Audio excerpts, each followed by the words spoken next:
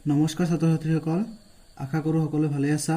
মই আজি তোমালোকৰ এটা নতুন চেপ্টাৰ আৰম্ভ কৰিম, যিটোৰ নাম হৈছে অনুপাত, সমানুপাত আৰু ঐকিক প্ৰণালী।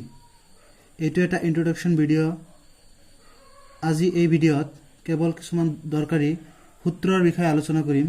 তোমালোকে এই ভিডিঅ'টো বুজি পালে তোমালোকে এই লেসনৰ যিবিলাক অনুশীলনী আছে, অনুশীলনীৰ সকলোবিলাক অংক তোমালোকে পাৰিবা। প্ৰথমতে তোমালোকে চোৱা, লেসনটোৰ নাম হৈছে অনুপাত, সমানুপাত আৰু ঐকিক প্ৰণালী। সমানুপাত আৰু ঐকিক প্ৰণালীৰ বিষয়ে আমি পিছত আলোচনা কৰিম। প্ৰথমতে আমি অনুপাতৰ বিষয়ে আলোচনা কৰোঁ আহা। প্ৰথমতে তোমালোকে জানি লোৱা যে অনুপাত কাক বোলে, মানে অনুপাতনো কি। অনুপাত যাক ইংৰাজীত ৰেশিও বুলি কোৱা হয়, মানে যিকোনো দুটা বস্তুৰ মাজৰ তুলনা কৰাক অনুপাত বুলি কোৱা হয়। মনত ৰাখিবা যে দুটা বস্তু বা ৰাশিৰ মাজত কৰা তুলনাক অনুপাত বুলি কোৱা হয়।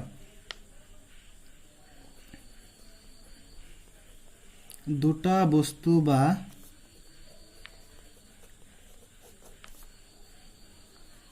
ৰাশিৰ মাজত কৰা তুলনাক অনুপাত বুলি কোৱা হয়। অনুপাতৰ আমি এটা উদাহৰণ লওঁ।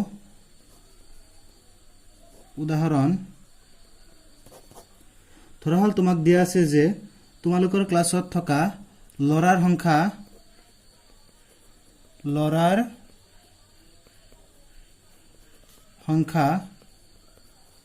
15 জন আৰু ছোৱালীৰ সংখ্যা 20 জনী। এটা তোমালোকক দিয়া হৈছে যে ল'ৰা আৰু ছোৱালীৰ মাজত অনুপাত নিৰ্ণয় কৰা। তেকে ল'ৰা আৰু ছোৱালীৰ মাজৰ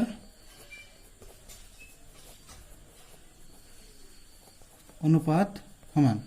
এইটোক আমি লিখিম 15:20। এই মাজৰটোক অনুপাত বুলি কোৱা হয়। যিটো চিহ্ন আছে এইটোক অনুপাত বুলি কোৱা হয়। এতিয়া আমি এই অনুপাতটোক আমি হৰণ আকাৰেও লিখিব পাৰোঁ। এনেদৰে 15/20 হিচাপে আমি ইয়াক লিখিব পাৰোঁ।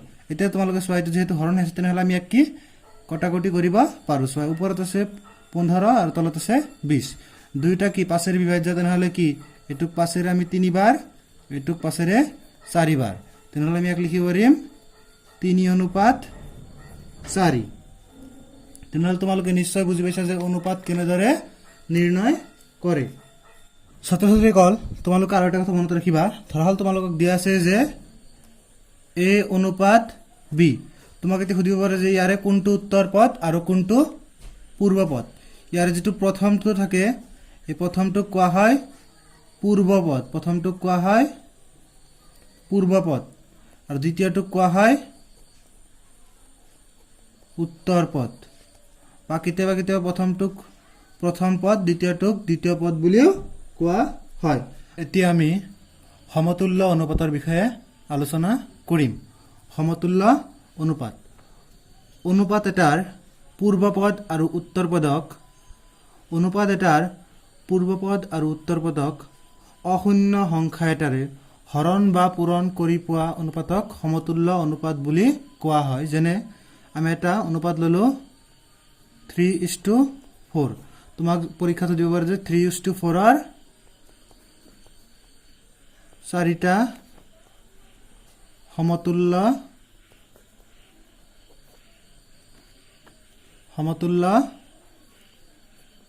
অনুপাত লিখা। এনেদৰে দিব পাৰে। তেনেহ'লে চোৱা, একেবাৰে সহজ। ইয়াত তোমাক দিছে 3:4।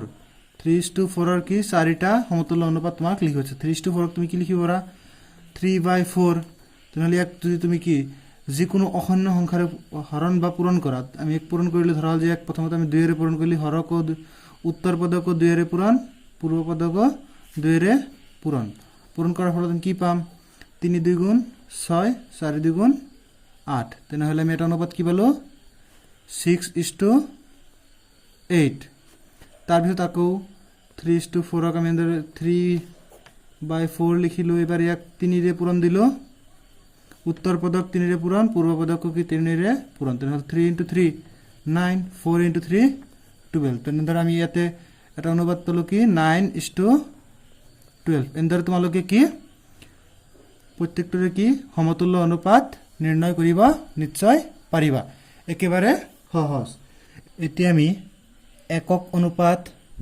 গুৰু অনুপাত আৰু লঘু অনুপাতৰ বিষয়ে আলোচনা কৰিম কোনো এটা অনুপাতক একক অনুপাত বুলি তেতিয়াই কোৱা হয় যেতিয়া উত্তৰ পদ আৰু পূৰ্ব পদ সমান হয় যেনে a = b ধৰক তোমাক এটা অনুপাত দিয়া আছে a:b এইটোৰ উত্তৰ পদ আৰু পূৰ্ব পদ যেতিয়া সমান হয় তেতিয়া সেই অনুপাতটোক কোৱা হয় একক অনুপাত তোমালোকে নিশ্চয় বুজি পাইছা যেতিয়া উত্তৰ পদ আৰু পূৰ্ব পদ সমান হয় তেতিয়া সেই অনুপাতটোক কোৱা হয় একক অনুপাত এতিয়া আমি গুৰু অনুপাতৰ বিষয়ে আলোচনা কৰিম গুৰু অনুপাত যেতিয়া পূৰ্ব পদটো উত্তৰ পদতকৈ ডাঙৰ হয় মানে a যেতিয়া b তকৈ ডাঙৰ হয় উত্তৰ পদটো যেতিয়া পূৰ্ব পদতকৈ ডাঙৰ হয় যেনে ধৰা হ'ল যে ইয়াতে আছে 20:15 তেনেহলে ইয়াতে কি পূৰ্ব পদটো কি আছে ডাঙৰ আছে তেনেহলে এইটো অনুপাতক কোৱা হ'ব গুৰু অনুপাত আকৌ এতিয়া আমি লঘু অনুপাতৰ বিষয়ে আলোচনা কৰিম যেতিয়া উত্তৰ পদটো পূৰ্ব পদতকৈ ডাঙৰ হয় তেতিয়া সেই অনুপাতক কোৱা হয় লঘু অনুপাত যেনে a b ইয়াতে উদাহৰণ হ'ব 15:20 ইয়াতে কি আছে উত্তৰ পদটো কি পূৰ্ব পদতকৈ কি ডাঙৰ তেনেহলে এই অনুপাতটোক কোৱা হ'ব লঘু অনুপাত তোমালোকে নিশ্চয় একক অনুপাত গুৰু অনুপাত আৰু লঘু অনুপাত বুজি পাইছা আকৌ এবাৰ বুজাইছো চাবা একক অনুপাত যেতিয়া এটা অনুপাতৰ উত্তৰ পদ আৰু পূৰ্ব পদ দুয়োটা কি হয় সমান হয় তেতিয়া একক অনুপাতটো কোৱা হয় একক অনুপাত আকৌ গুৰু অনুপাতটো চাবা যেতিয়া পূৰ্ব পদটো উত্তৰ পদতকৈ ডাঙৰ হয় তেতিয়া সেই অনুপাতটো কোৱা হয় গুৰু অনুপাত তাৰ পিছত লঘু অনুপাতটো চাবা যেতিয়া উত্তৰ পদ পূৰ্ব পদতকৈ ডাঙৰ হয় সেই অনুপাতক কোৱা হয় লঘু অনুপাত এতিয়া আমি মিশ্ৰ অনুপাতৰ বিষয়ে আলোচনা কৰিম কেইবাটাও অনুপাতৰ পূৰ্ব পদবোৰৰ পূৰণফল আৰু উত্তৰ পদবোৰৰ পূৰণফলক মিশ্ৰ অনুপাত বুলি কোৱা হয় ধৰা হ'ল তোমালোকক এটা অনুপাত দিয়া এনেকুৱা অনুপাত দিয়া আছে 3:4 আৰু 4:5 এই দুটাৰ মাজত তোমাক মিশ্ৰ অনুপাত নিৰ্ণয় কৰিবলৈ দিছে এই দুটাৰ তোমালোকক মিশ্ৰ অনুপাত নিৰ্ণয় কৰিবলৈ দিছে তেনেহলে তুমি মিশ্ৰ অনুপাতটো কেনেদৰে নিৰ্ণয় কৰিবা চাবা মিশ্ৰ অনুপাতৰ সূত্ৰ হৈছে মিশ্ৰ অনুপাতৰ সূত্ৰটো হৈছে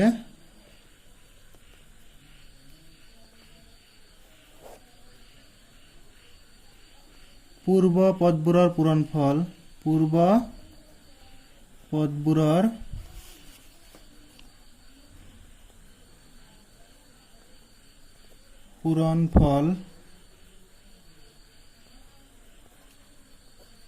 তলত হ'ব উত্তৰ পদবোৰৰ পূৰণফল তেনেহলে ইয়াত আমাৰ প্ৰথমতে কি আছে পূৰ্ব পদবোৰৰ পূৰণফল ইয়াত পূৰ্ব পদ কি আছিল আমাৰ ইয়াতে আছে পূৰ্ব পদ 3 ইয়াতে আছে কিমান 4 তেনেহলে লিখিম 3 পূৰণ 4 আৰু তলত লিখিম কি উত্তৰ পদবোৰৰ পূৰণফল ইয়াত উত্তৰ পদ এইটো এটা তেনেহলে 4 পূৰণ 5 তেনেহলে আমি ইয়াতে পূৰণ কৰি কি পাম ওপৰত পাম 12 তলত পাম 20 এই দুটাৰ মাজত মিশ্ৰ অনুপাত হ'ব 12:20 এতিয়া তোমালোকে মনত ৰাখিবা মিশ্ৰ অনুপাতৰ সূত্ৰটো কি পূৰ্ব পদবোৰৰ পূৰণফল ডিভাইডেড বাই উত্তৰ পদবোৰৰ পূৰণফল এতিয়া আমি বিপৰীত অনুপাতৰ বিষয়ে আলোচনা কৰিম এটা অনুপাতৰ পূৰ্ব পদ আৰু উত্তৰ পদক পৰস্পৰ হাল সলনি কৰি পোৱা অনুপাতটোক আগৰ অনুপাতটোৰ বিপৰীত অনুপাত বোলা হয় ধৰা হল তোমালোকক দিয়া আছে যে এটা অনুপাত 5:7 এইটোৰ যেটো বিপৰীত অনুপাত হ'ব মানে পূৰ্ব পদ আৰু উত্তৰ পদটোক তোমাক কেৱল হাল সলনিহে কৰিব লাগে ইয়াতে তোমাৰ পূৰ্ব পদ আছে 5 উত্তৰ পদ আছে 7 তেনেহলে তুমি উত্তৰ পদটোক এটা আগত লিখা তেনেহলে ইয়াত লিখিবা 7 আৰু ইয়াতে পূৰ্ব পদটো পিছত লিখা তেনেহলে লিখিবা 5 তেনেহলে এটোৰ বিপৰীত অনুপাতটো কি হ'ব 7:5 তো নিশ্চয় তোমালোকে বিপৰীত অনুপাতটো বুজি পাইছা এটো আছিল আমাৰ ইন্ট্ৰোডাকশন ভিডিও এতিয়া আমি অনুশীলনী আৰম্ভ কৰিম